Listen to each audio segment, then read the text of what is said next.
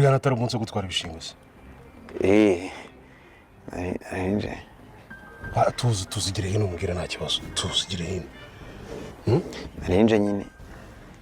arinje gutwara akana ko mu rugo kari hano kari kabusuye Shenge Shenge uri umusaza wa Shenge ni Gashige kandi none se iso yitwa nde iso yitwa nde iso yitwa nde papa yego papa yitwa Karenzi yitwa Karenzi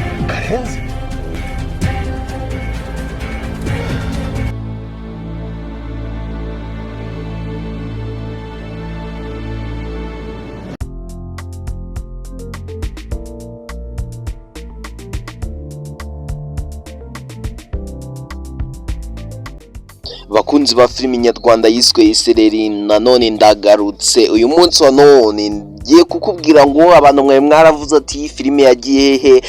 ati ese ko yarigeze haryoshye bya Teta ndetse na se na musaza wa Teta aho nakubwira ngo Shema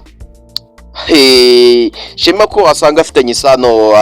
na Teta byaba bigiye kuba byagenda ute nyuma y'ibihe byinshi cyane bigize abanyuranyemo urukundo rwabo rukagorwa na nyina wo twakita muramukazi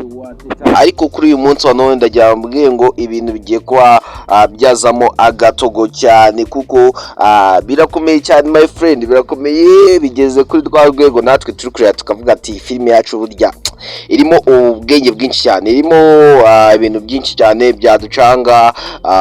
irimo ibintu byinshi cyane pe birimo urujijo kandi abiteye urujijo buri hamwe kuko nko ku ruhande rwa Teta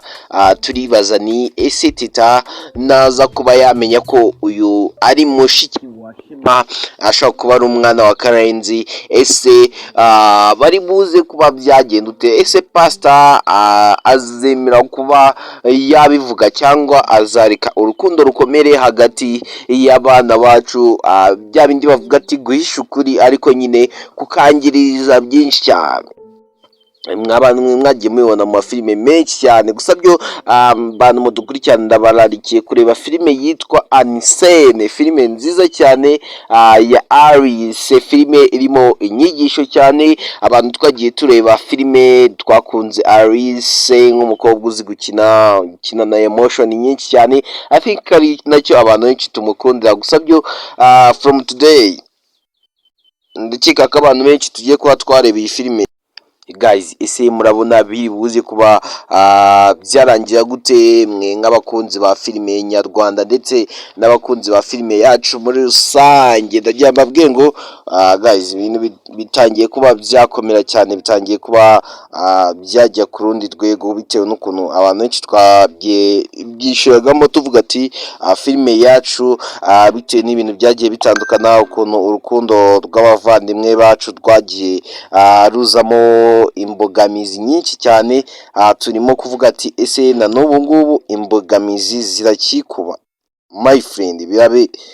ibyo nibiba amaraso kuri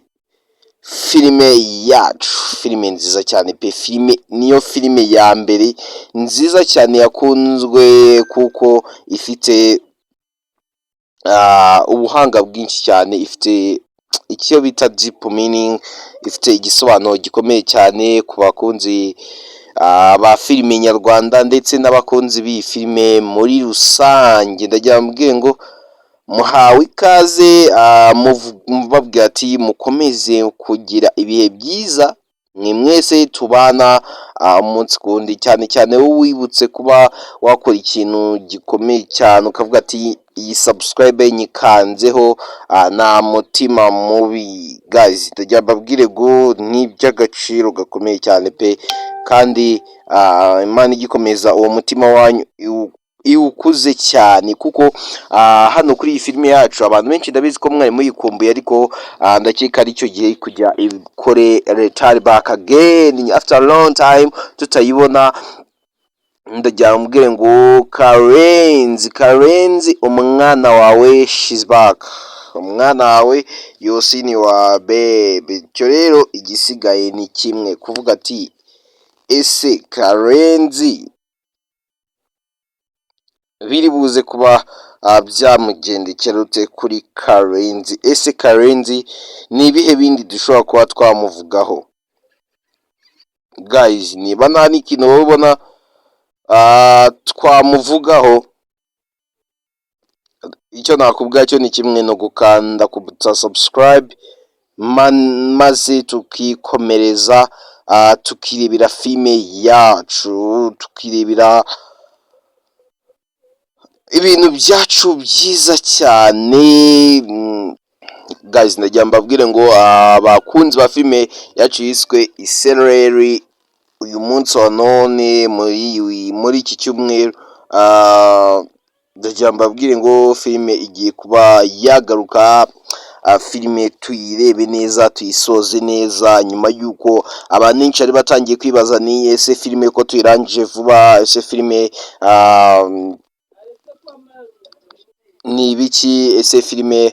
nyuma y'uko umusore wacu ibye bigiye kuba byagenda nabi, nyuma y'uko ba Kacelo ndetse n'abandi bose bari bagabwe bamubwira nabi, ibyo byo twe tumaje kubimenyana kwirwa tubitindaho. Ariko se uratekereza urukundo rw'umuvandimwe wacu ndetse n'uyu muvandimwe wacu ukomeje kwibaza ni ese uyu mwana yaba ari uwanjye? Icyo kintu kirimo kuba cyatera abantu benshi urujijo kuri iyi filime, bibaza ni ese koko Shema yaba ari umwana nawe wa Karenzi, cyangwa Karenzi ibigaragara yaba yarataye nk'umuryango. Cyo rero uyu munsi wa none akaba ikintu ashaka ari kimwe, kuba uwo muryango we wagaruka iteka. Ibi bintu ni ikintu buri muntu wese yumva ashaka mu buzima bwe, kubona niba yaratakaje ikintu akaba yakigarura mu buzima bwe. Kandi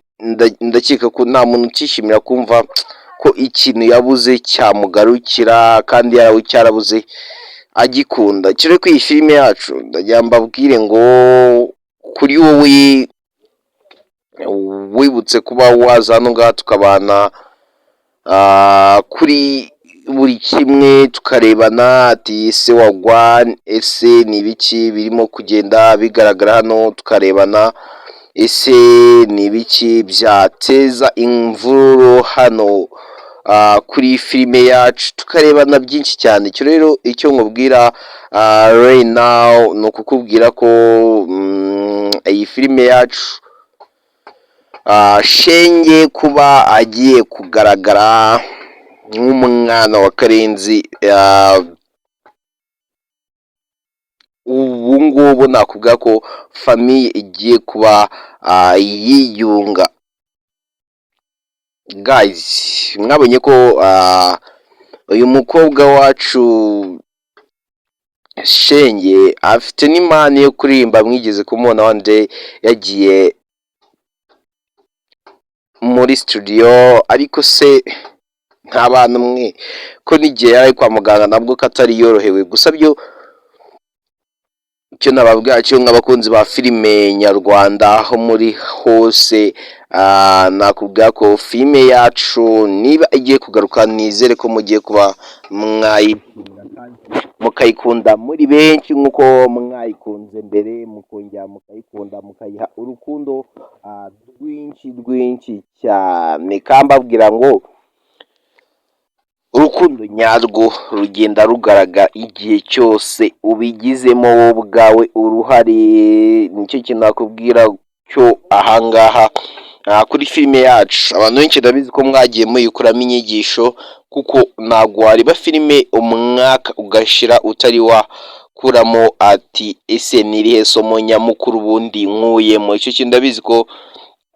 umuhanga wese ajya akuramo isomo muri buri kimwe cyose arebye. Ntabwo umuhanga ajya areba ikintu ngo kirangire aho ngaho adakuyemo isomo, kandi isomo rikuru cyane. Cyo nababwira cyo, niba ari ubwa mbere ugeze hano ngaha, ibuka gukanda ku buto ya subscribe. Mbabwira ngo ndabakunda cyane. Ciao ciao, Astravis my friend, I love you.